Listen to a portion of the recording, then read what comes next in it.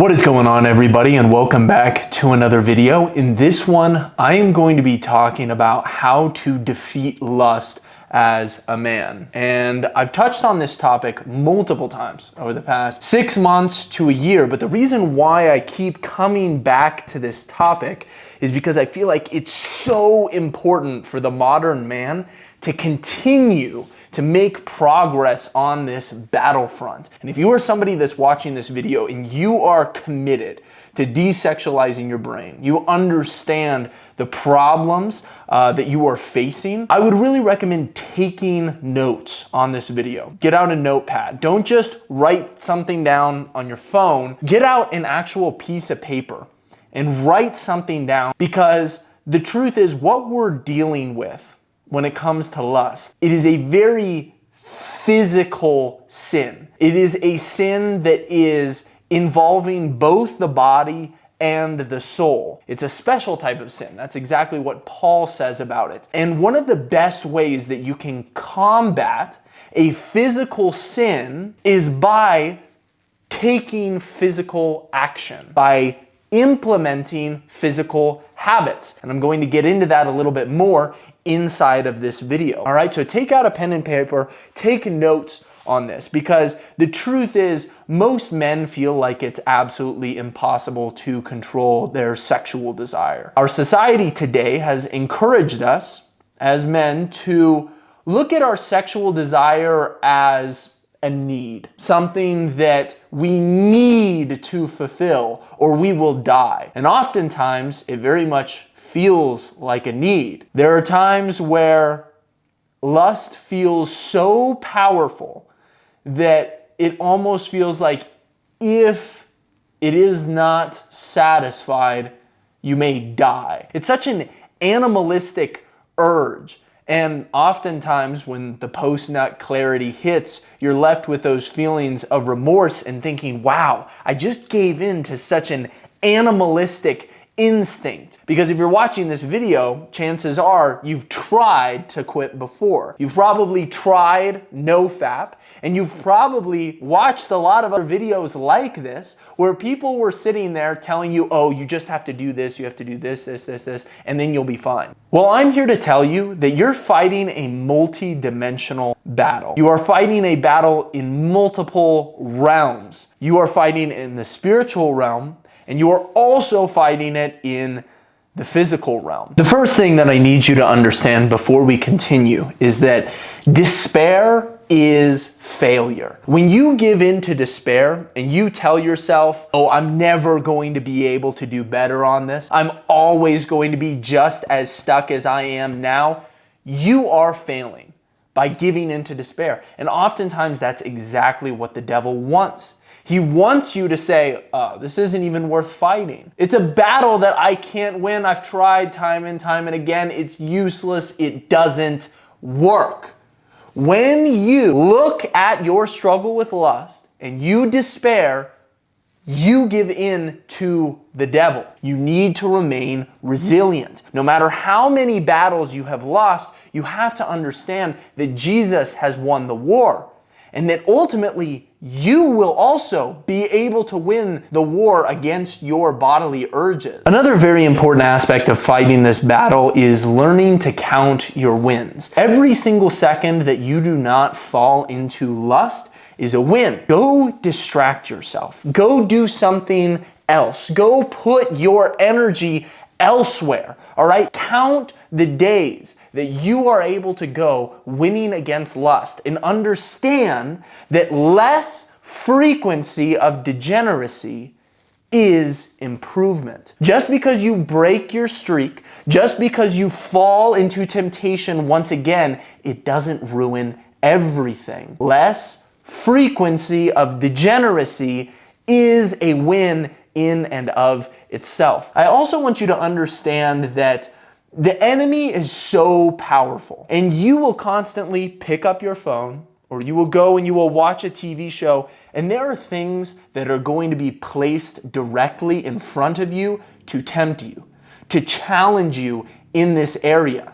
It is up to you to understand when those things present themselves to you, that is a multi-dimensional battle. You have to see it for what it is, as trying to throw you off of the straight and narrow. One of the reasons why I love reading through the Old Testament so much is because you run into so many amazing characters. David, Solomon, Samson, men who loved God, but at the same time fell into lust time and time and again. These are men that were incredibly powerful. A lot of the men that are looked up to in the faith fell into disarray because of lust. And that's something that you need to understand. You're not the only one who's fought this battle. Many have gone before you, and many have failed. Now, the first thing that I want to address are two physical ways that you can go about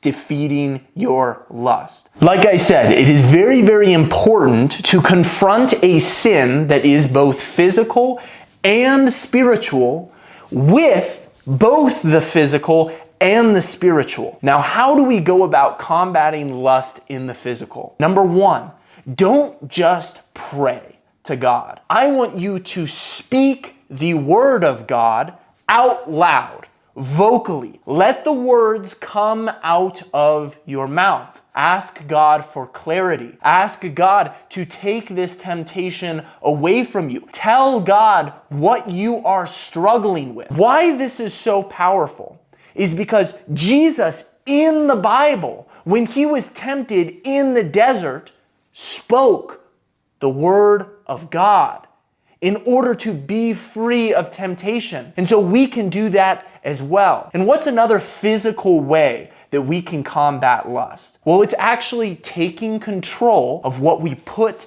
into our bodies. For thousands of years, religious teachers have used things like fasting and self-isolation to help them conquer their bodily desires. You can also do this. Get into a caloric deficit. Don't go around eating like a pig. When you eat like a pig, when you are giving into gluttony with the things that you eat, you will be so much more likely to fall into sexual temptation. You will be so much more likely to fall into sexual sin. So understand how powerful it is to use your body and the things that you eat, the physical things that you do, to control your desires. Now, the next thing that you have to do is focus on controlling your mind. You have to constantly put a harness around the thoughts that are running through your head and keep them from running wild. This is honestly where most people mess up. They let their minds wander too much. Imagine your mind as a ship. The wind is not ultimately what determines where the ship goes. It is up to you to use the rudder and the sails in order to guide the ship where you need to go. You shouldn't be going with where the wind is blowing. Just because you think something doesn't mean that it should take up all of the space in your mind and you should continue to fantasize about it. The next step is one of the hardest. Stop putting women on a pedestal. I want you to stop idolizing women. I want you to stop drooling over the beauty of women. A lot of men in today's society don't realize it, but they worship women like idols. Start getting your dopamine from somewhere else besides your phone. Stop scrolling so much. Go be active. Move your body. Go hit the gym. Stop staying up late. If you actually want to take control of your life, it requires lots of willpower. In order to combat the desires of the flesh, it requires willpower. Sleep is how your willpower is recharged, restored, and refreshed. A lot of you guys may notice that as the day starts to go on, your mind starts to wander more. You're not quite as productive. I'm a fitness coach, and most men struggle with gluttony not in the morning, but late at night. After the hard work of the day is done, you will make so much progress in life as a man if you just learn to go to bed instead of staying up once your willpower is drained. 75% of Americans are underslept chronically. No wonder we have such a big problem with people that can't stop eating. They can't stop falling into their own degenerate desires. My next recommendation for you is have accountability. Have somebody that you go to and confess to. Somebody that it's uncomfortable for you to tell them about it. For me, this was my father. When I was young, he was the one that would hold me accountable, and I would do my best to tell him the truth. Even though every single time I did tell him the truth, I felt like I was letting him down. But every single time, he would approach me with the same grace and forgiveness and reassurance to continue fighting the battle no matter how many times you lost previously. Understand that lust is something in your life that is going to go away for some periods, and you're possibly even going to have control over it. That does not mean that it is gone. And sometimes it will come back with a vengeance or a fury. Sometimes that will be connected to